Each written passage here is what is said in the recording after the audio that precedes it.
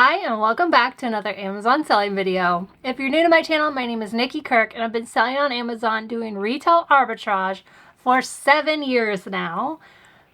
It's amazing. I love it. Q4 is the best time of the year to sell. It's when most sellers, if not all sellers, make the most of their money. So there's a lot of money and products out there to sell.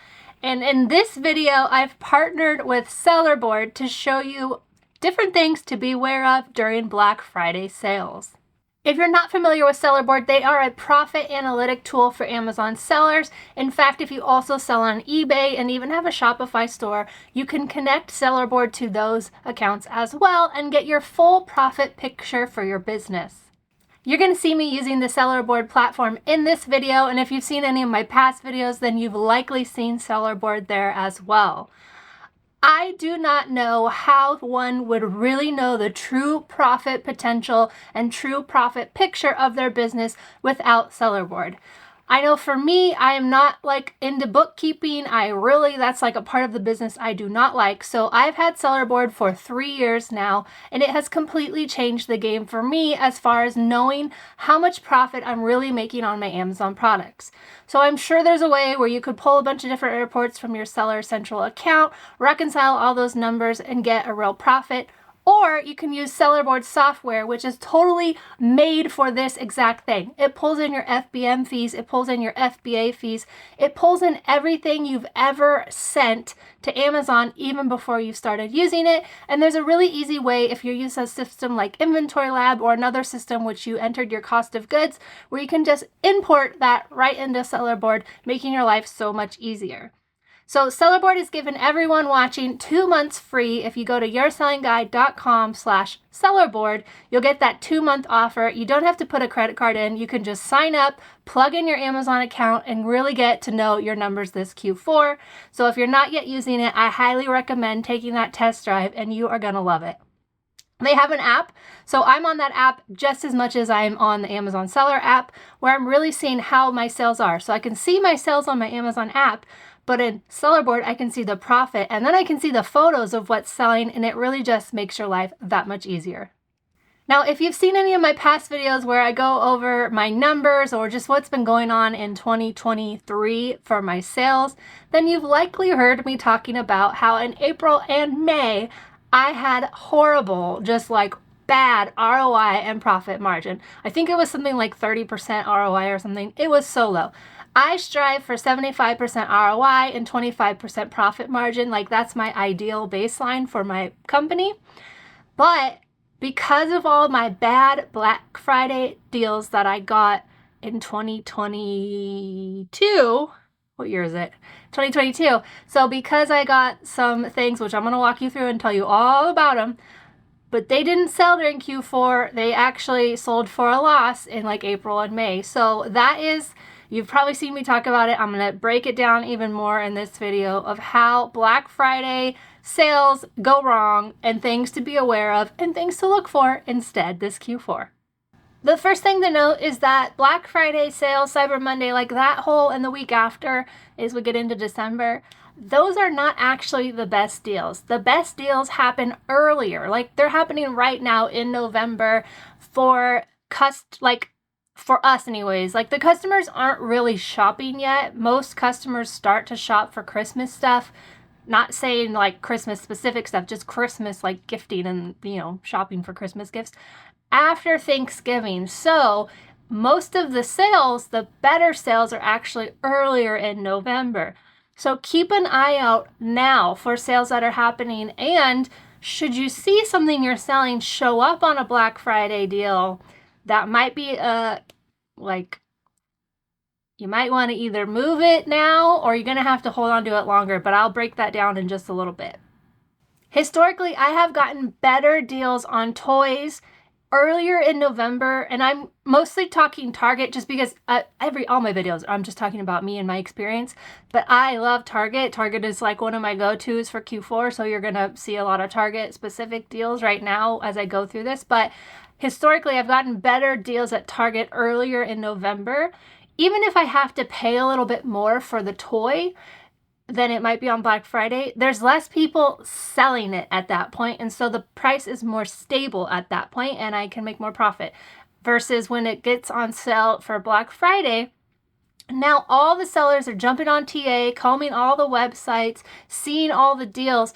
And as with anything with Amazon, the more sellers that are on it, the more likelihood that it's going to have a price taking scenario, which again, you're going to see. You guys, you're going to see everything I did wrong. I'm going to try and explain what went wrong and what I should have known better, because believe me when I tell you that I have to tell myself even now, do not buy, do not buy, do not buy, because everything in me is like, yeah, it makes money and I want to buy it, but I know what happens. It's a constant walk that I'm going through with myself.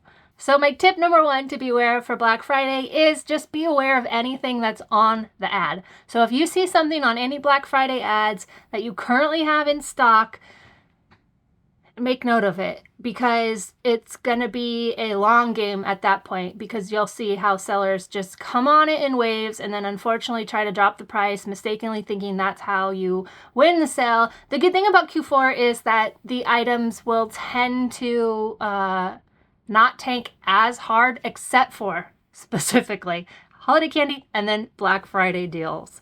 So yeah, so the first example is a mermaid toy I'm going to walk you through. I got it earlier in the year for a little bit more money, and then it went on sale for $10 versus I think I got it for $15 earlier. So it went on sale for $10, and if you're like me, you're thinking, yay, more profit, that's $5 extra profit. And unfortunately, other sellers out there see it as more room to drop the price to win the sale. So it doesn't work out. If only all sellers thought like we did, right? Yay, more profit. That's the most frustrating thing. Something's selling for $50. It's selling for $50. Just because it goes on sale at Target for $25 doesn't mean that we need to drop the price down to that. So that's one thing. So tip number 1, watch out for anything that you see that you currently have on those Black Friday deals. Tip number 2, don't go deep into said item. If you see something that's on a deal that makes money, don't go too deep. Tip number 3 for Target specifically, and I know other retailers do this sometimes too, but they will cancel your order online. So if you place too big of an order, so I'll sometimes place an order or 2 a day, but smaller orders, or if a sale's happening at Target for like a week or 5 days or something, I will place 1 order a day. Even if I'm replanning the item, I'll just do that, because they tend to ship it real fast. And once it's shipped, there's like less likelihood, but I can show you some of my Target orders and you'll see a lot of them got canceled, which is annoying when you took all the time to product identify, make sure it makes money, add it to your cart, figure out how many you want, all that, only to have your order canceled. Because we all know Target is not reseller friendly, so they can and do cancel orders from time to time. I've even heard of people getting their Target Circle app shut down.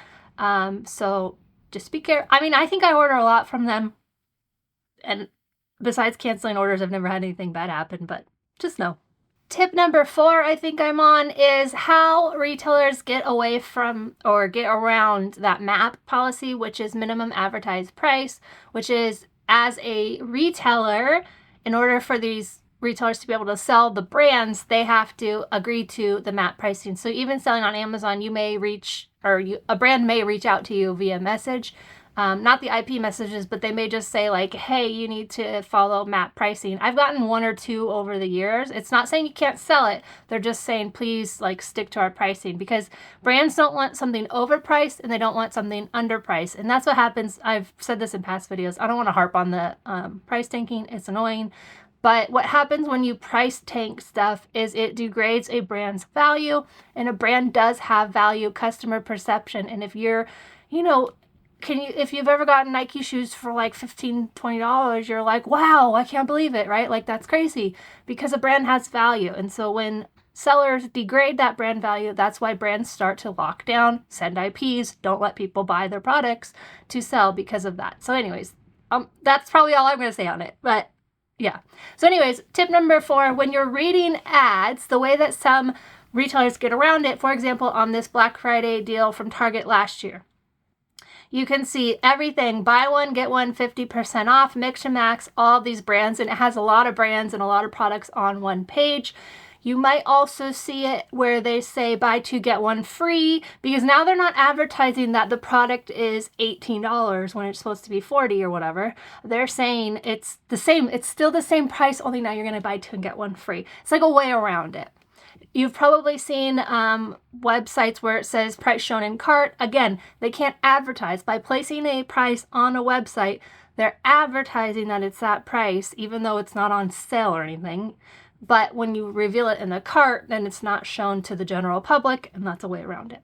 It's been my experience that those sales that are buy two, get one free, or buy one, get one 50% off, generally where they don't say this one specific item is this price, generally the price will have a little bit more stability and you can get better deals than a straight like this product is now $15 and it was $30. Okay, now let's jump in and look at some examples. So this is that mermaid toy that I was telling you about earlier. So with any seasonal item, I think we're on tip number 5. Any seasonal item, you want to look this, not that this toy is seasonal, but if you scan a Thanksgiving or a Christmas item, you want to look at how the price looked last year, and Keepa is a must. Keepa is so important for your business. If you're not using it, you need to be the paid version. But you can see here, I can look all the way past for the 1 year, so I can see last October and into November, and I'm going to see, you see exactly, so I think Black Friday was November 25th last year, so this is when the product went on sale. I was selling it at this point, so I was selling it for like $30, getting it for $10 with Black Friday sale, but you can see what happened here. So we've got November, still not Black Friday, price is stable. You're seeing that on the top line. And on the middle screen, you see the rank, and on the bottom screen, you see the offers. So you can see as we get into Black Friday, now people are buying it and more offers all of a sudden in 12, 16, 20, 30, 40, 50. As those offers go up, unfortunately, so the price goes down. And if you see this trend ever on Keepa, just you know it now, right? You can see those spikes and dips. So the price went down all the way to $15. So most likely everyone who was selling it got it for $10. And what are they? Are they even making money? I don't think so. But after fees and everything. So all the way through Christmas, and then after Christmas, it kind of jumps back up a little bit as some of the sellers dropped off. But you can see that seller count is not going down by much. All the way through to February, still sellers on it. The toy ranking is still perfectly fine. But again, that buy box price, what are we at? $20 still, and offers at $38. Still not a great situation to be in if you were like me and you had a lot of product. Okay, so now over in my seller board, you can see that during Q4, I sold 3 of these, and this was before Black Friday. So you can see my total profit on the 3 that I sold during Q4 of $39. And now when I filter out to see my seller board, I extend the date out to June, you can see when I sold the rest of them. So I had 24 total. I got 10. Well, I got 2 orders of 10 during Black Friday sale, which was not smart. Not smart, Nikki. That's not smart number 1. Don't order. Do not go deep. You guys, I'm serious. And you're going to have to FBM them. I would not go deeper than like 3 to 4. And you'll see why more clearly as I continue on with my bad buys. But yeah, it's like a given. It's going to tank those Black Friday deals. So I got 24 total. You can see I had 2 refunds. Total cost of goods, $240, and I made $6. That's not per item. That's on all 24. I basically broke even. So there's my primetime example. This is the one that comes top of mind to me whenever I think of my bad buys, because there are a lot of them. Because I was like waiting. I got it at Target slightly on sale originally, and I was waiting for it to go on sale again because I wanted to buy more because they sold so fast. But when they went on sale, unfortunately, it was Black Friday, and you saw on Keepa what happened then. Okay, here's another example. So you can see it right here in the Black Friday ad. It was a savings of $15, almost like 150% off savings, right? Or 100% off. I don't know what I'm trying to say there. But anyways, it was a good savings. And anytime we see like $15 off, we're thinking, great, that's just the amount of money or room that I need to make profit on Amazon. So I got 4 of them when I ordered them online from Target. I sold 1 during Black Friday, 1 during Q4, not Black Friday. I sold it afterwards when it came in the mail. But anyways, and you can see I made $16 profit on it. So that was good, right? Until you look at how it did over the whole life cycle of the item. And you can see I ended up making only $31 for all 4 of them. So $31 profit. Not, I mean, it's better than $6 for 24, but it's still not great. It's, what is that, like $8 or so on each one, but I spent $23, so that meant my ROI was only 33%, not great. And again, we're going to take a look at the Keepa to see how that fared. So here's the item. Even now, it's got a great rank, but for $23, you can see, this is Rev Seller box right here. You can see I would not be still be losing money if I were still selling it. Let's take a full look at Keepa. I don't know why this one looks different, but anyways, you can see again. So we'll go October, price 41, 44, slowly going up. November 8th, 14 offers, pretty consistent with, low teen offers. Now we're going to get into the week of Black Friday, and you can see the offers just spike up. Not nearly as bad as the other one, but the price will come down. It kind of goes up and down. We got a low, and then it must have gone on sale again, as my guess, in the new year. So we go through January. And then you can see as those sellers all sold out by like March. And then the price went back up once there's less offers on it. But then anytime the price goes up, you're going to see the rank also goes up, even though there's less offers on it. So another example of things like, hopefully this video is helping you read Keepa too, but you can see these spikes. Anytime you see a spike and a drop, we've got like a cliff happening. That is something going on in the backside of it. So on this one, again, bad buy. And even though I only bought 4, only 1 sold all through Q4. So just another example of don't go in too deep.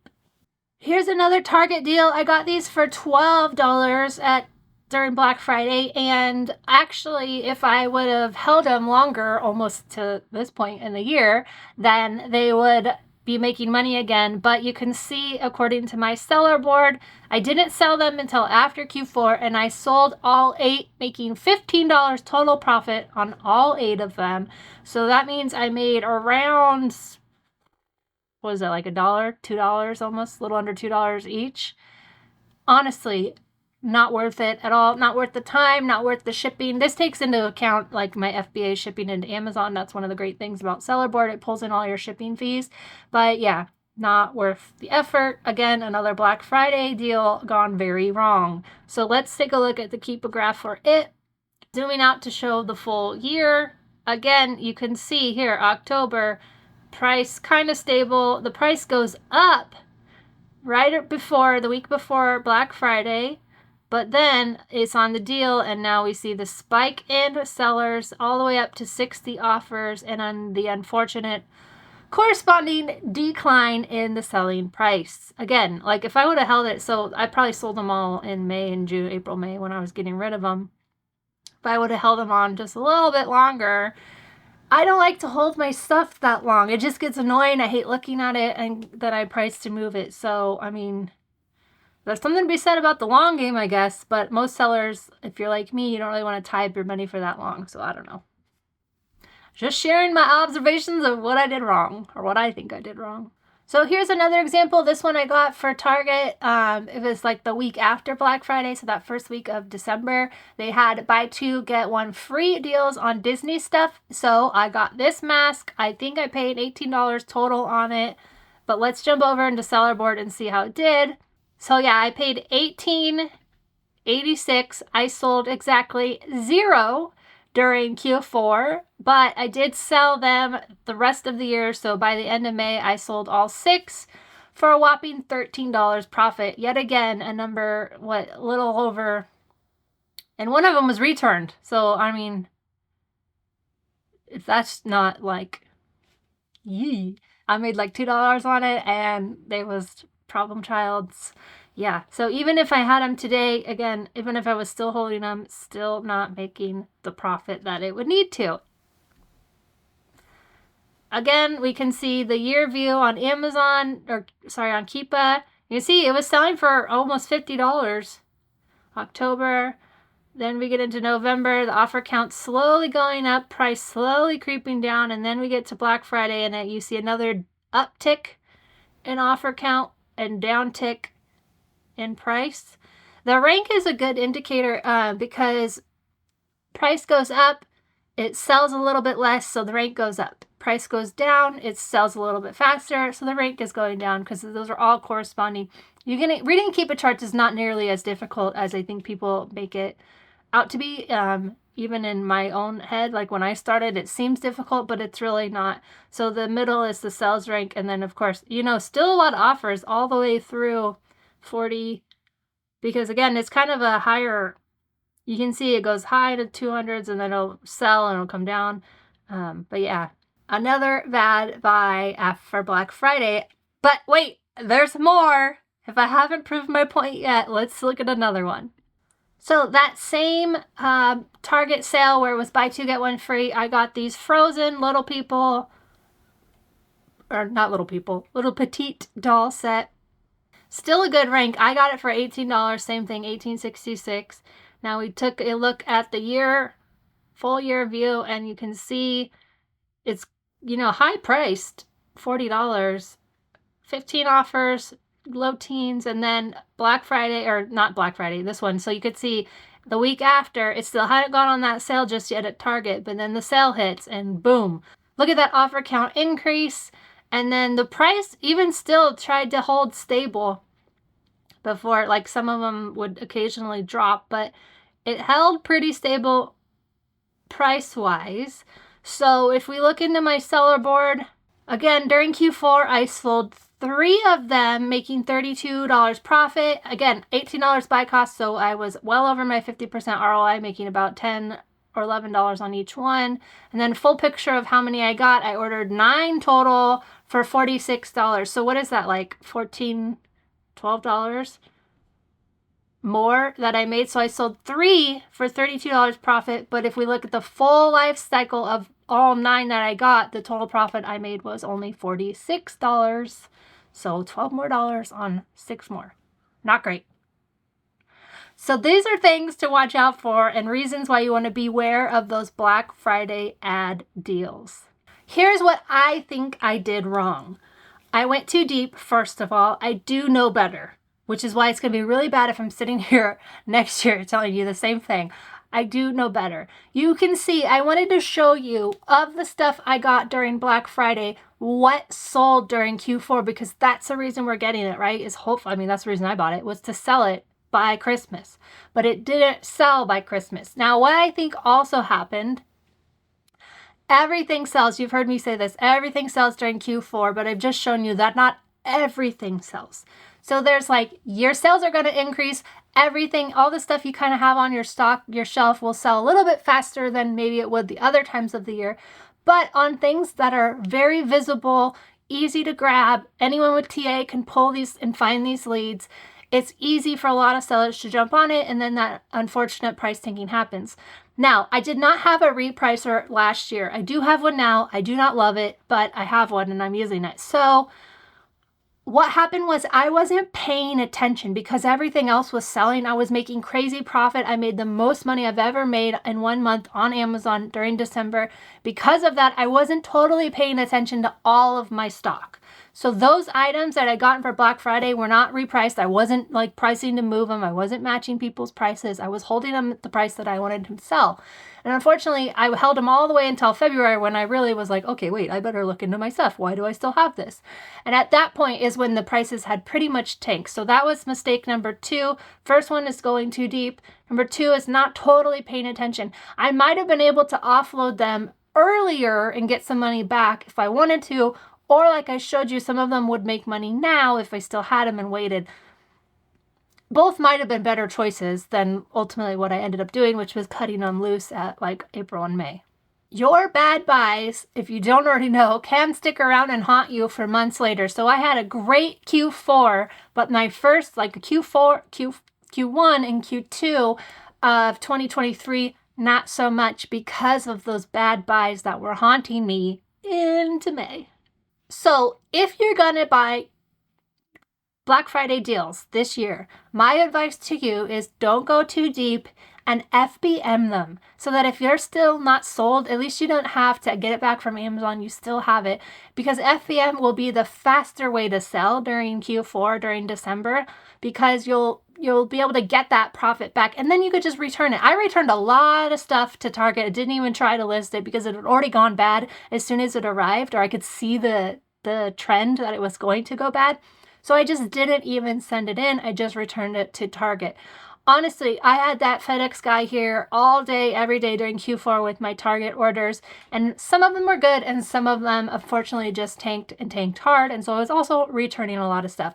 So I would FBM. That's one good thing about Seller Board is, like I said, it pulls in that FBM shipping, so you can see your product sales, you buy the shipping, those numbers are now in Seller Board, telling you how much money you really made on that product. Seller Board, again, has partnered with me on this video, and they're giving you 2 months free to try it out. Head to yoursellingguide.com/sellerboard and you can get that 2 months free. In the comments, let me know, did you make bad Black Friday purchases? What did you do wrong? What are you going to do different this year? Let's have a conversation there. Until next week, happy sourcing.